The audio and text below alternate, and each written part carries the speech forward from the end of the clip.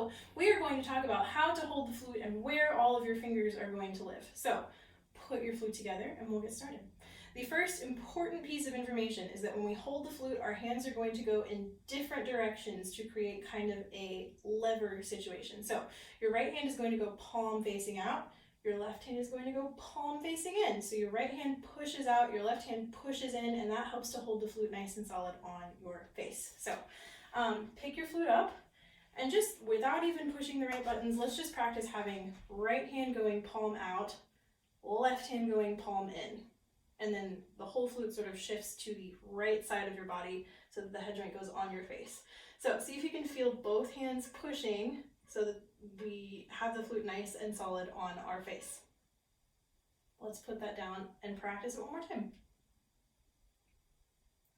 Awesome.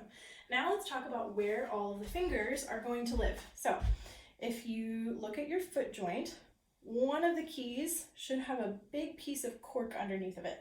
That is where your right hand pinky is going to live. And then we're just going to walk our fingers up. So ring finger, middle finger, pointer finger. Your right hand thumb is going to go underneath the flute. So it's kind of pushing out a little bit. It's kind of underneath, sort of like a bicycle kickstand. Let's talk about where the left hand fingers are going to live. So this one also has a pinky key. So we're going to do pinky key, ring finger, middle finger. This is where it gets tricky. Skip a key. So pointer finger goes on this little tiny key. So there's going to be one key in between your middle finger and your pointer finger. And then your thumb keys are on the back of the flute. So there's two of them. There's like a long skinny one and then there's a round one. So we want to hit those thumb keys not with the top of your thumb because that feels uncomfortable, but with the first line or the knuckle of your thumb. Okay, let's talk about general hand shape. So let's do right hand first. If you shake out your right hand and just let it hang naturally by your side, the shape that it just normally would take, pick it up. That is the perfect shape to put a flute in. So we don't want to have the fingers curved like this. We don't want the fingers straight. We just want them nice and relaxed, that like gently curved automatic position that your fingers take.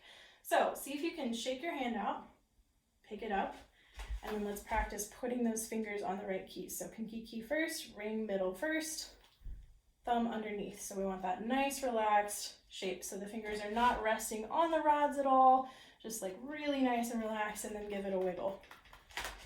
Okay, your left hand, we need to find our flute shelf.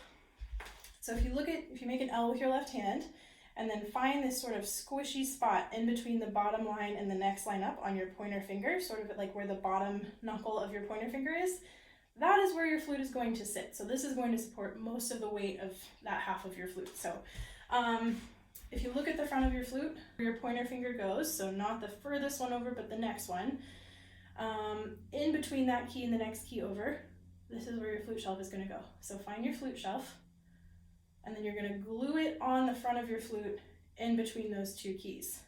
And then just sort of wrap all of your fingers around so that they're on the right keys. So pointer, skip one, middle, ring, pinky. So if you can see, my flute is sitting on my flute shelf. So you want to imagine that those two things, your flute and your flute shelf, are super glued together. It never comes off. And then wiggle all of your fingers. You can wiggle your thumb, you can wiggle all of your fingers. Let's put our other hand on there too. You can wiggle everything. So this is what we want to look like. So there's just a reference for where your fingers go. And then generally we want the left hand wrist to be sort of underneath the flute. So sometimes we see things where the wrist wants to be like this or sort of in line with the arm. We want that bend in the wrist so that the wrist is supporting more of the weight of the flute, not your fingers. So that's where your fingers go.